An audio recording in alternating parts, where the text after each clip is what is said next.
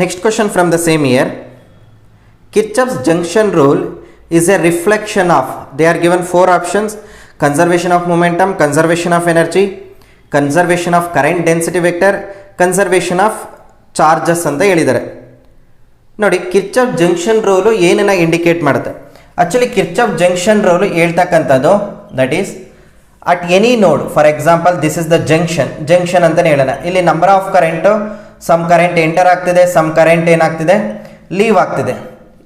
So according to Kirchhoff junction rule, sum of the current entering the junction, so sum of the current entering the junction is I1 plus I2 plus I3 I4 is equal to the sum of the current leaving the junction.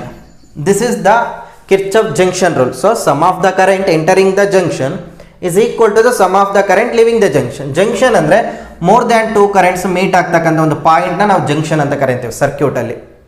ಇಲ್ಲಿ ಏನಾಗ್ತಿದೆ, current ಏನಾಗ್ತಿದೆ, constant ಆಗ್ತಿದೆ. So ನಾವು net current is equal to 0 ಅಂತ ಬರೀಬೋದಲ್ವಾ?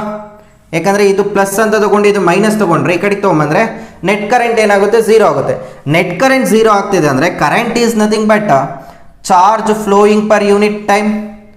Charge flowing per unit time, currents constant ಆಗ್ತಾ ಇದೆ, 0 ಆಗ್ತಿದೆ ಅಂದರೆ current that is the charge ಏನಾಗಿರಬೇಕು, ಕಾನ್ಸ್ಟೆಂಟ್ ಆಗಬೇಕು. Charge becomes constant.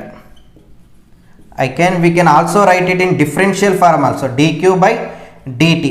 ನೋಡಿ, dq by dt, dq is equal to current 0 ಅಲ್ವಾ, 0 into anything will be 0, differentiation of anything will be 0 ಅಂದರೆ ಅದೇನಾಗಿರಬೇಕು, ಕಾನ್ಸ್ಟೆಂಟ್ ಆಗಿರಬೇಕು.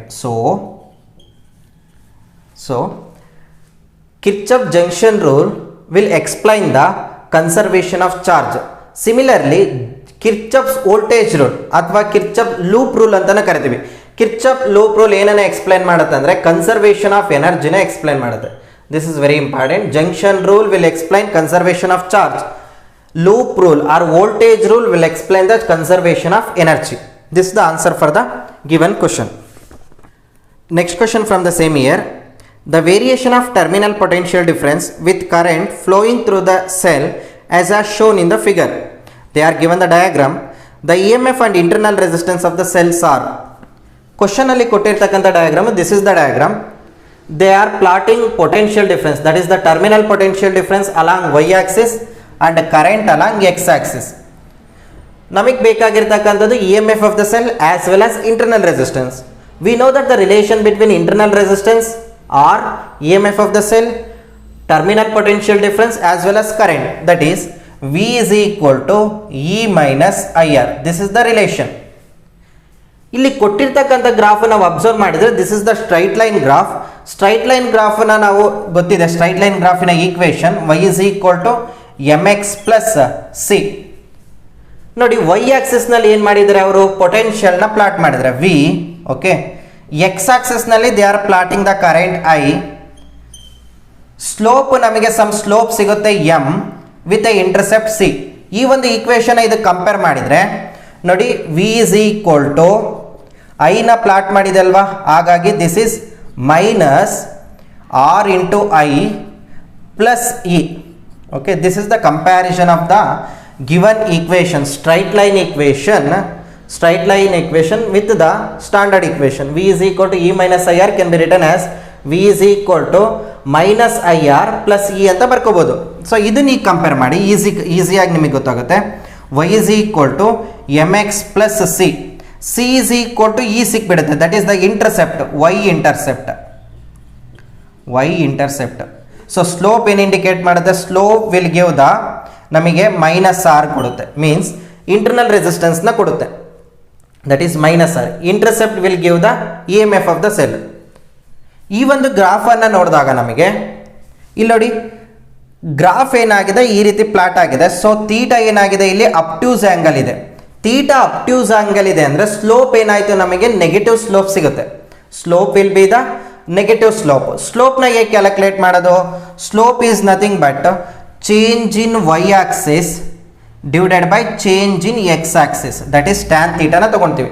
Change in Y axis divided by change in X axis. Change in Y axis ಏನಿದೆ, slope is nothing but change in Y Axis by change in X.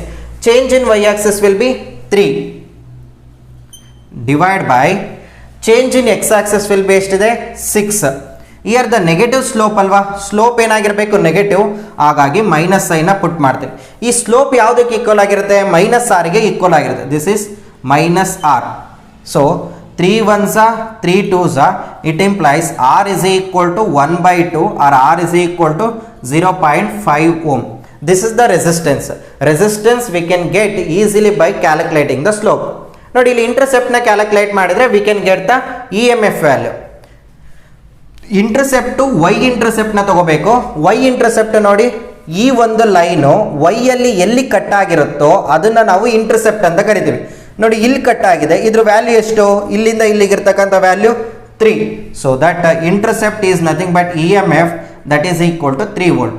So EMF value is 3 volt, internal resistance value is 0.5. 3, 0.5 is the answer. Next question from the same year 2019. In a potentiometer experiment, the balancing point with a cell is at a length 240 cm. On shunting the cell with a resistance of 2 ohm, the balancing length becomes 120 cm. The internal resistance of the cell is. ಈ ಒಂದು ಕಾನ್ಸೆಪ್ಟ್ನು ಕೂಡ ನಾವು ಪ್ರಾಕ್ಟಿಕಲಲ್ಲಿ ಕಲ್ತಿದ್ದೀವಿ. That is calculation of internal resistance of A given cell by using potentiometer wire. We also used the formula, that is the question from 2019. The internal resistance of the cell is given by small r is equal to capital R. This is the external resistance or the resistance used for shunting into L1 minus L2 divided by L2. Here L1 is the balancing length before shunting, L2 is the balancing length after shunting. They are given balancing length before shunting is 240 cm, balancing length after shunting is 120 cm. Shunting ಅಂದರೆ ರೆಸಿಸ್ಟೆನ್ಸ್ನ open ಮಾಡಿದಾಗ ಎಷ್ಟು ರೆಸಿಸ್ಟೆನ್ಸ್ನ open ಮಾಡ್ತಿದ್ದಾರೆ, the ಕ್ವಶನಲ್ಲಿ ಕೊಟ್ಟಿದ್ದಾರೆ R is equal to 2 ohm. ಅಂದರೆ 2 ohm ರೆಸಿಸ್ಟರ್ನ ತೆಗಿಯೋಕ್ಕಿಂತ ಮುಂಚೆ ಬಂದಿರತಕ್ಕಂಥ balancing length 240 cm. 2 ohmನ remove ಮಾಡಿದಾಗ ಬಂದಿರತಕ್ಕಂಥ ಬ್ಯಾಲೆನ್ಸಿಂಗ್ ಲೆಂತ್ 120 cm. ಸಬ್ಸ್ಟಿಟ್ಯೂಟ್ ಮಾಡಿದರೆ ಈ ಒಂದು ಫಾರ್ಮುಲಾದಲ್ಲಿ R is equal to 2 into 240 minus 120 divided by 120. So we can get 120, that is 2 into 120 divided by 120. So our internal resistance of cell is given by 2 ohm. Fifth question from the same year 2019. Though the electron drift velocity is very small and electron charge is also very small, a conductor can carry an appreciable large current because they are given the 4 options. Electron number density depends on temperature, electron number density is very large, relaxation time is small, drift velocity of the electron is very large. ನೋಡಿ ಕ್ವಶನ್ನಲ್ಲಿ ತುಂಬ ಚೆನ್ನಾಗಿದೆ question. 2019 ಕೇಳಿರ್ತಕ್ಕಂತಹ question. ಅಲ್ಲಿ ಏನು ಹೇಳಿದ್ದಾರೆ ಅಂದರೆ V D ತುಂಬ small ಇದೆ, very small, and electron charge is also very small. ಹಾಗಾದರೂ ಕೂಡ ಐ ವ್ಯಾಲ್ಯೂ ತುಂಬ I current, that is the current value ತುಂಬ ಐ ಇರೋದಕ್ಕೆ ರೀಸನ್ ಏನು ಅಂತ ಕೇಳಿದ್ದಾರೆ. We know that current through a conductor is given by NEAVD. okay, VD small ಇದೆ, charge ಕೂಡ small ಇದೆ, but current not only depend upon the charge and drift velocity, it also dependent upon the area of cross section as well as number density. ಈ n value ಇದೆಯಲ್ವಾ, ಇದನ್ನ ನಾವೇನಂತ ಕರಿತೀವಿ ಅಂದರೆ number density of electrons ಅಂತ ಕರಿತೀವಿ. Number density that is number of electrons per unit volume. Number of electrons per unit volume nearly 10 to the power of 28 per meter cube ಆಗಿರುತ್ತೆ. 1 metre cube ಅಲ್ಲಿ 10 to the power of 28 electrons ಇರುತ್ತೆ. So number of electrons per meter cube will be very large. Number density ತುಂಬ large ಇರೋದ್ರಿಂದ ನಮಗೆ current ಏನಾಗಿರುತ್ತೆ ತುಂಬ I ಇರುತ್ತೆ. ಇವನ್ ದೋ drift velocity as well as charge of the electron is small. The answer for the given question is electron number density is very large, that is option B. Sixth question from the same year 2019.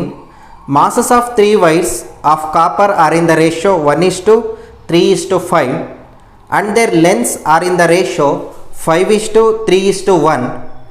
The ratio of their electrical resistance are. Electrical resistance na calculate ಮಾಡಕ್ಕೆ ಹೇಳಿದ್ದಾರೆ.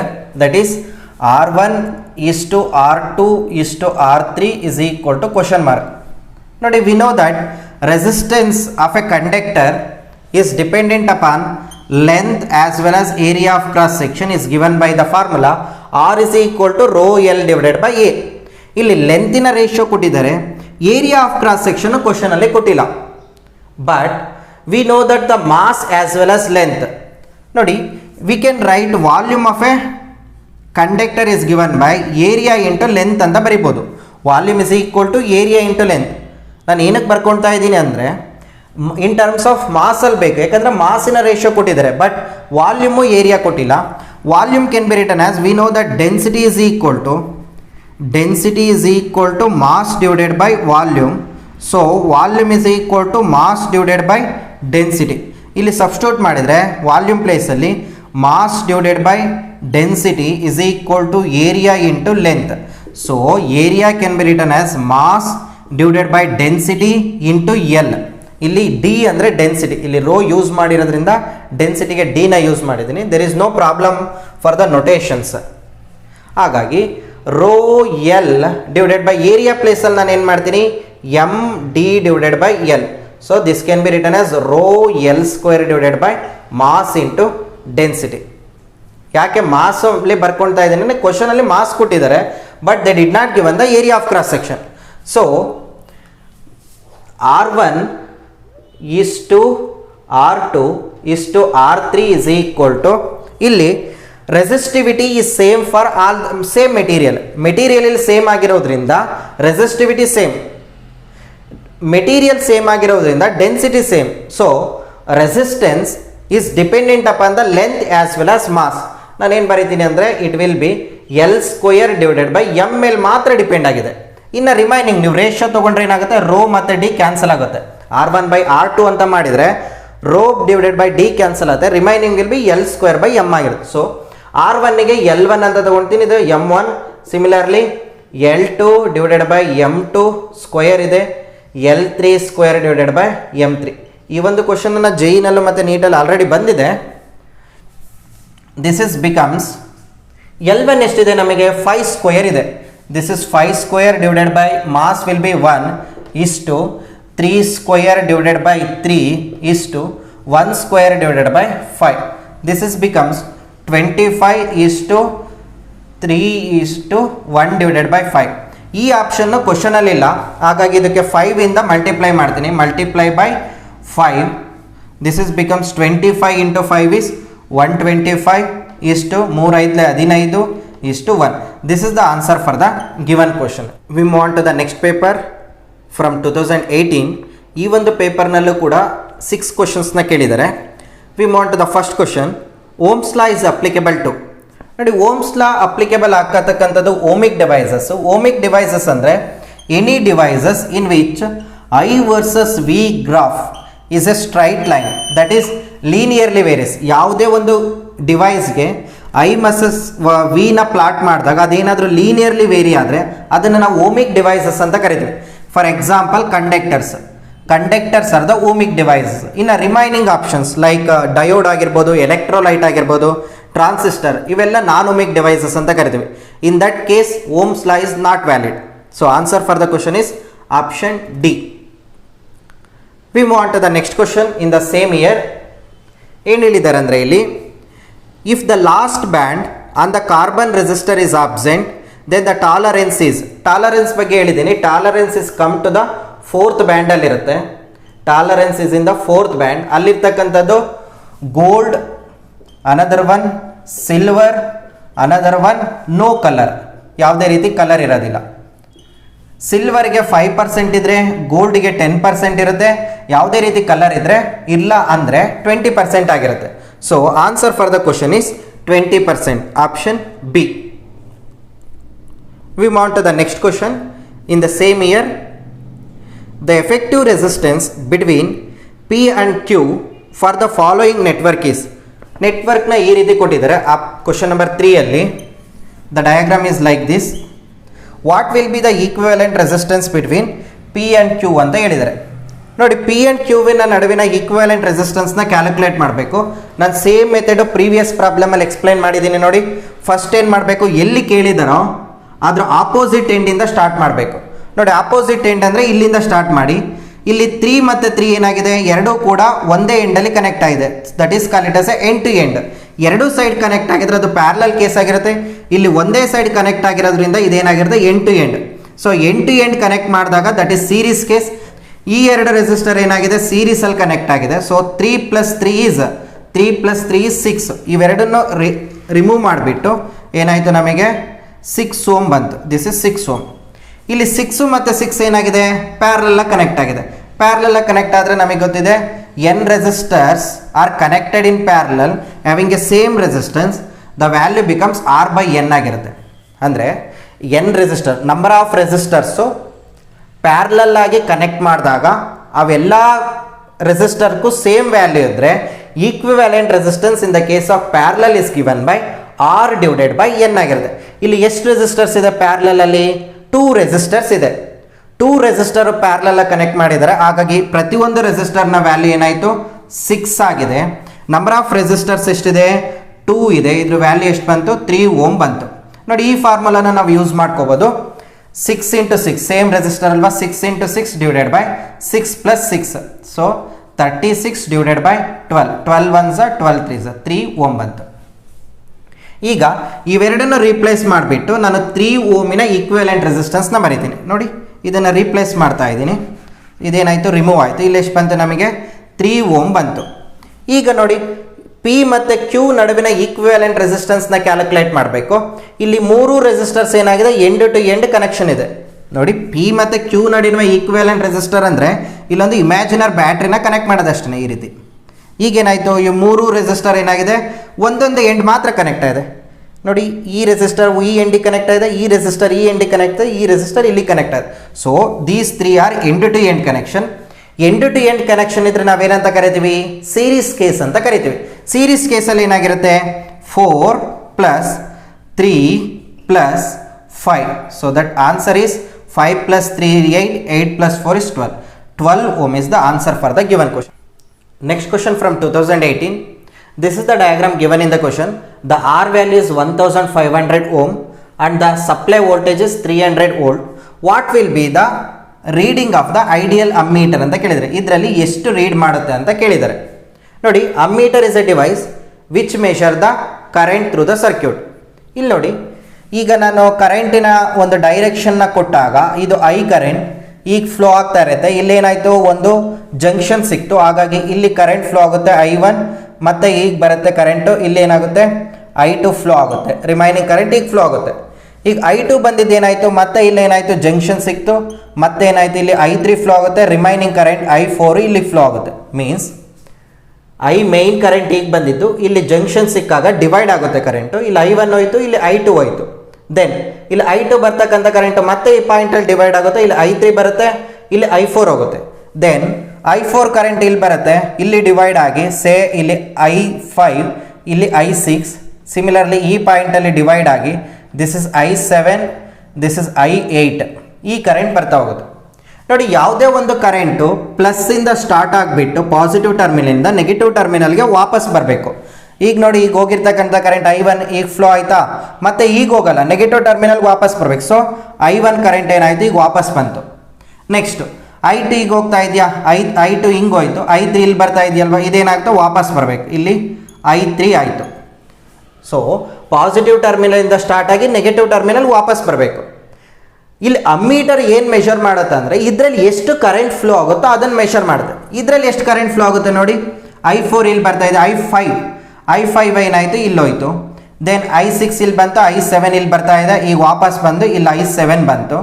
Then I8 ಏನಾಗುತ್ತೆ ಈಗ ಬರುತ್ತೆ. So ಇಲ್ಲಿ flow ಆಗ್ತಕ್ಕಂಥ current is the total current. ಈ ಮೂರು current ಏನಾಗ್ತಿದೆ ಇಲ್ಲಿಗೆ ಫ್ಲೋ ಆಗ್ತದೆ.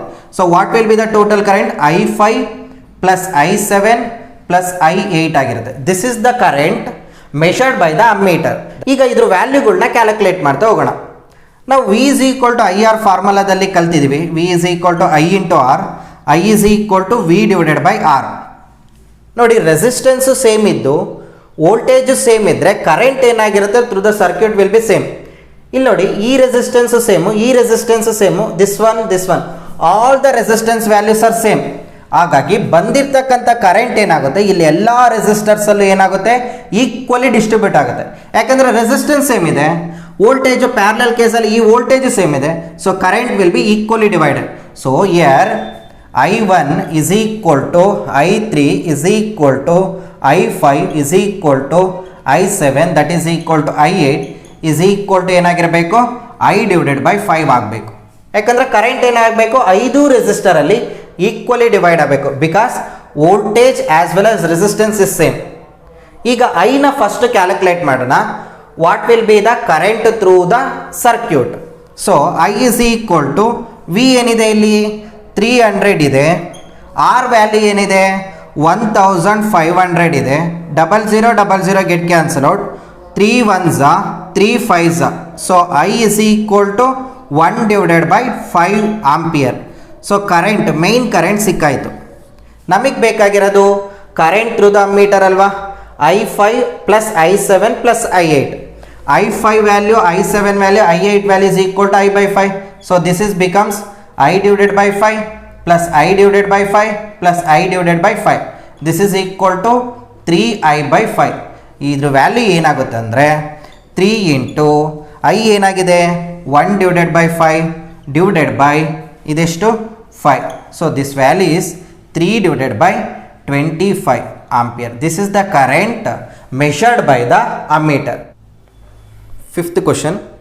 Two cells of internal resistances R1 and R2 and the same EMF are connected in series across a resistor of resistance R. If the terminal potential difference across the cell of internal resistance R1 is 0, then the value of R is, they are given 4 options in terms of R1 and R2. ನೋಡಿ ಕ್ವಶನಲ್ಲಿ ಏನು ಹೇಳ್ತಿರ್ಕಂತದಂದರೆ question number 5, they are given 2 internal resistances R1 and R2 having the same EMF. The EMF corresponding to will be E.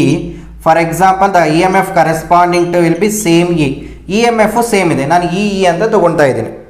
Next the external resistance they are given R. Another thing they are given the potential, that is the terminal potential across the cell 1 is equal to 0. ನಮಗೆ ಇವಾಗ terminal ಪೊಟೆನ್ಷಿಯಲ್ಗೂ E M ಎಫ್ಗೂ ಮತ್ತು ಕರೆಂಟ್ಗೂ ಇರ್ತಕ್ಕಂಥ relation ಗೊತ್ತಾಗಬೇಕು. ಕ್ವಶನ್ನಲ್ಲಿ external ರೆಸಿಸ್ಟೆನ್ಸಿನ ವ್ಯಾಲ್ಯೂ ಕೇಳಿದ್ದಾರೆ. We know that V is equal to E minus I into R. Terminal potential across the cell 1 is equal to EMF of the cell 1, current through the cell, because the connected in series current will be same I R1. So this is 0, this is becomes E1 minus I into R1, or E1 is equal to n bantu I R1 bantu. This is the relation we got from V1 is equal to 0. Next ನೋಡಿ ಎರಡು cell series ಆಗಿ connect ಆದಾಗ I is equal to E divided by R plus R. This is the current through the circuit. ಇಲ್ಲಿ ಎರಡು cell ಸೀರೀಸಲ್ಲಿ connect ಆಗಿದೆ, ಹಾಗಾಗಿ I is equal to E equivalent ತಗೊಳ್ತೀನಿ, R into R equivalent ತಗೊಳ್ಳೋಣ. R equivalent ಅಂದರೆ ಏನಾಗಿರುತ್ತೆ, E equivalent ಅಂದರೆ E1 plus E2 ಆಗಿರುತ್ತೆ. Similarly R divided by R1 plus R2 ಆಗಿರುತ್ತೆ. ದೇರ್ಫೋರ್ I ವ್ಯಾಲ್ಯೂ ನಮಗೆ ಗೊತ್ತಿಲ್ಲ, ಬಟ್ ಈ ಒಂದು ಈಕ್ವೇಷನಿಂದ I ತಗೋಬೋದಲ್ವಾ. I is equal to E1 divided by R1 ಆಗುತ್ತಲ್ವಾ, ದಟ್ ಈಸ್ I. ನಾನು ಇಲ್ಲಿ ಸಬ್ಸ್ಟಿಟ್ಯೂಟ್ ಮಾಡ್ತೀನಿ ಈ ವ್ಯಾಲ್ಯೂನ. I is equal to E1 divided by R1 is equal to E1 plus E2 divided by R plus R1 plus R2.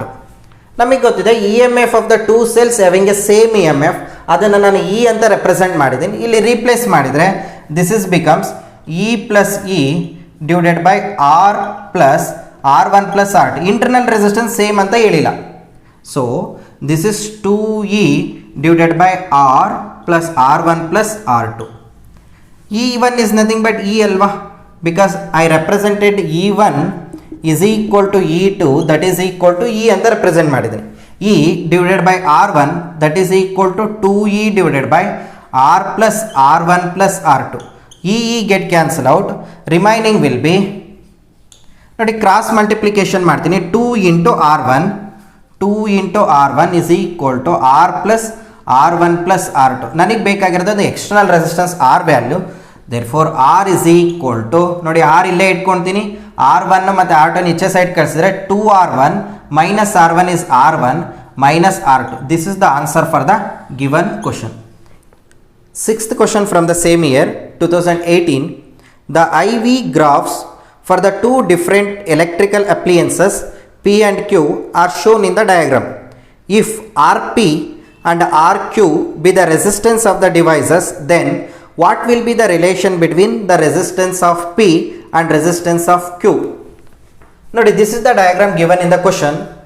ಇಲ್ಲಿ I ಮತ್ತು V ಗ್ರಾಫ್ನ ಕೊಟ್ಟಿದ್ರೆ two ಮೆಟೀರಿಯಲ್ಸ್ಗೆ, that is P material and Q material, ರೆಸಿಸ್ಟೆನ್ಸಿನ relation ಏನಾಗಿರುತ್ತೆ ಅಂತ ಕೇಳಿದರೆ, first of all I ಮತ್ತು ವಿ ಗ್ರಾಫ್ನ ಯೂಸ್ ಮಾಡಿಕೊಂಡು ನಾವು ರೆಸಿಸ್ಟೆನ್ಸ್ನ ಹೇಗೆ ಕ್ಯಾಲ್ಕುಲೇಟ್ ಮಾಡೋದು ಈಸ್ ವೆರಿ ಇಂಪಾರ್ಟೆಂಟ್. ನೋಡಿ, ವಿ ನೋ ದ್ಯಾಟ್ ಸ್ಲೋಪ್ನ ಕ್ಯಾಲ್ಕುಲೇಟ್ ಮಾಡಿದರೆ slope is nothing but tan theta, that is Y axis divided by X axis, I divided by V ಸಿಗ್ತದೆ. That is slope is nothing but tan theta, that is Y axis divided by X axis, opposite by adjacent, I by V. We know that I by is nothing but 1 by R. Therefore, R is equal to ಏನು ಸಿಕ್ತು ನಮಗೆ 1 divided by slope. ಸ್ಲೋಪಿನ inverse will give the resistance. ಇಲ್ಲಿ ಸ್ಲೋಪಿನ ರಿಲೇಷನ್ನ find out ಮಾಡಿಕೊಂಡ್ರೆ ನಮಗೆ ರೆಸಿಸ್ಟೆನ್ಸಿನ relation ಸಿಗ್ತದೆ. ನೋಡಿ, ಸ್ಲೋಪ್ನ ಕ್ಯಾಲ್ಕುಲೇಟ್ ಮಾಡೋಕ್ಕೆ I will take this angle will be θ1, this angle will be θ2 ಅಂತ ತಗೊಳ್ತೀನಿ. We know that slope is nothing but a tan theta. ಈ ಒಂದು ಗ್ರಾಫ್ನ ಅಬ್ಸರ್ವ್ ಮಾಡಿದರೆ tan θ1 is less than tan θ2, ಹೌದಲ್ವಾ? tan θ1 ತುಂಬ ಕಡಿಮೆ ಇದೆ, tan θ2 ಜಾಸ್ತಿ ಇದೆ. ಥೀಟಾ ಜಾಸ್ತಿ ಆದಂಗೆ ಟ್ಯಾನಿನ ವ್ಯಾಲ್ಯೂ ಜಾಸ್ತಿ ಆಗ್ತಾ ಹೋಗ್ತದಲ್ವಾ? ನೋಡಿ, ಈ ಒಂದು ಈಕ್ವೇಷನಲ್ಲಿ ಸಬ್ಸ್ಟಿಟ್ಯೂಟ್ ಮಾಡಿದರೆ R tan θ1 is corresponding to the resistance of P. So Rp is equal to 1 divided by tan θ1.